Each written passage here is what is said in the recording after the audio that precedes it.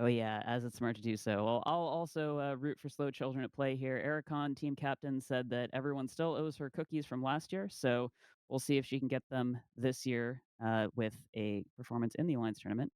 To find out what's going to happen and to see some very exciting spaceships on grid, we'll send it to the arena with Colonel Kurtz and Novaterra Ren. Welcome back to the arena with myself, Colonel Kurtz, and Nova Terrorin for this match between Slow Children at Play and Critical Mass for what will be my last match of this year's AT. What do we see on the field for Slow Children, please, Nova? This is an incredibly interesting setup. We see a Bhaalgorn and a Vindicator on the top end. I'm sure Wingnut would be thrilled to see that right now, as well as a pair of Pilgrims. Don't see that super often. Sort of reminds me of something that I believe actually Slow lost to back on day one, where they ran Autocannon Rush into a Vindicator setup. What are we seeing from Critical Mass?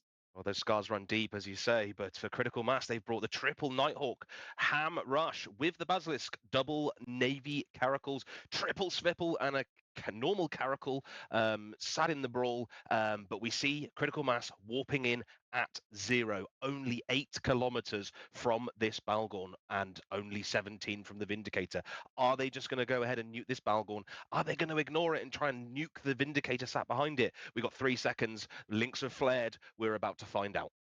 I'm very worried for these slow children at play battleships. Being so close already means they aren't going to be able to use their superior control as well to keep these targets away from them. And so quickly, critical mass are going to be applying into them. They are going after that Bhaalgorn right away. It makes sense. It was the ship immediately right there that they can all get onto. But we do see as well the Svipples might be burning a little bit towards the back line. No, they are all clustered around the Bhaalgorn, trying to take them down very quickly here. We see a myriad of control effects going across the critical mass team now. But will it be enough to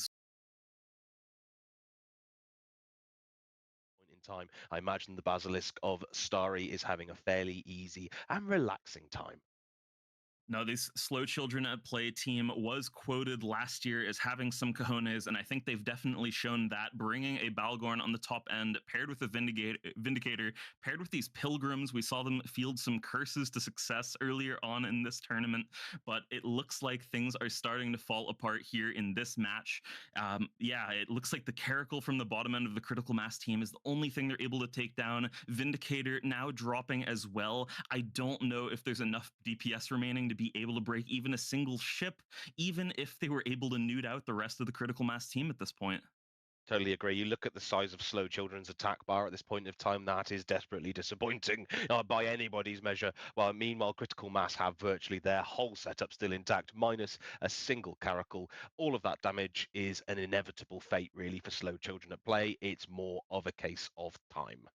Slow are giving it their best shot here, though. They've burned these pilgrims over to the basilisk, and that basilisk is pretty well and truly caught, and I'm presumably will very quickly be capped dry here. So potentially with these drones, they are able to potentially knock down another ship there, and that is a relevant one in the basilisk. I don't know whether it would be enough to let them break through enough things, but is there some world where they could potentially kite it out after? I don't know, but critical mass are now trying to screen these ships off from that basilisk. I don't think the Basilisk is going to go down after all, as the Nighthawk and a Svipple are now chasing down these pilgrims that was putting so much pressure onto it for a little bit there. Yeah, Slow Children deciding that I'm far too much of a negative Nancy and making some decent decisions in getting on top of that Basilisk with the Pilgrims. But the Basilisk now has been released and is free to continue roaming wild. And his tank does seem to have fairly stabilized. So I think, unfortunately, I may have been correct in the first place, as Slow do lose their other Logistics Inquisitor, which just leaves them with a couple of Pilgrims and that Draugr really for their DPS output. They may be able to finish off the Basilisk if they do this right, but after that, I think they've got a lot of work to do. I think this could be a case as well where having banned the Cenotaph, Slow potentially expected that Critical Mass was not going to go for something so aggressively rush focused.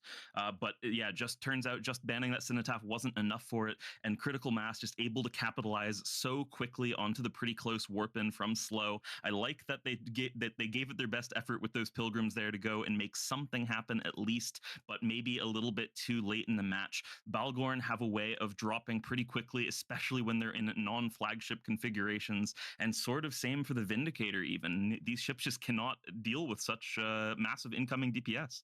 I don't know of many ships that can deal with this amount of DPS. You look at the size of the attack bar from critical mass, nothing really realistically that gets caught is going to survive that. So, I don't think those two battleships were ever going to live very long with the ranges that they warped in. Maybe if they warped in a little bit further away, the Vindy could have come into play and held, could have had that Logi at range, and this could have been a bit different, but I don't think so. And this just goes to prove as well that the Cenotaph is not the be all and end all. Rush in its classic format is still viable, will still chew you up and spit you out, as demonstrated by critical mass here. That is definitely indeed what is happening. We did see the Basilisk actually drop into incredibly low shield for a brief moment, but it looks like their own local reps have caught up and they are doing a-okay, having knocked down now one of the two Pilgrims, Sentinel now falling. I don't think there's enough DPS in the form of these drones to even pressure the Bassi anymore. We're just watching the last moments of slow children at play in the arena here for these feeders for Alliance Tournament 21. I hope they're enjoying it, but yeah, they've gave it their all, not quite enough here.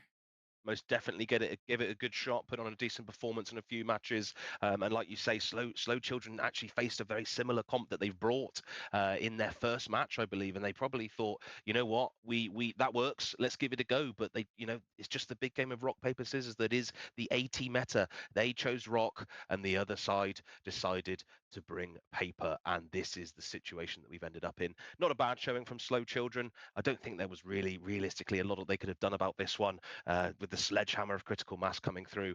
But we'll now see critical mass try and clean up this last pilgrim as he does head towards a micro jump beacon to try and achieve glory. You can do it.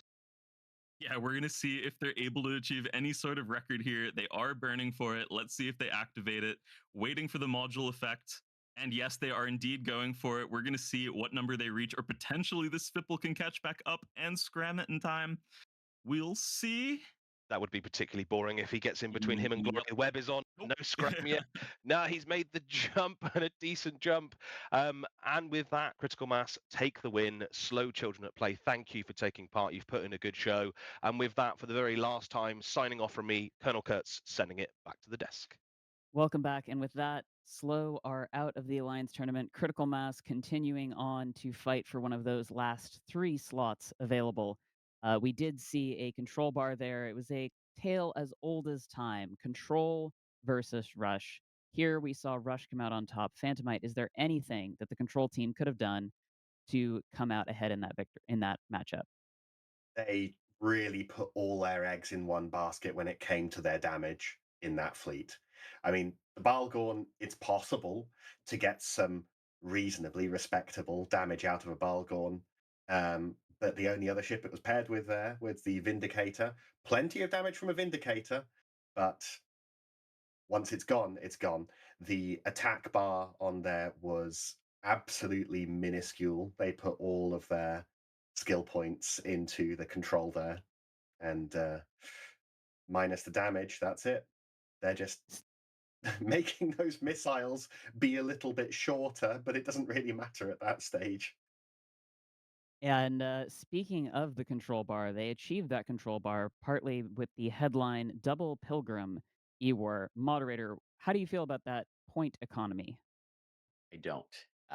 The point economy would have been much better, um, taking either double curse and then not bringing the sentinel, or doing something else with it. Like, you could take double curse and then the sentinel becomes, dare I say, AT3D.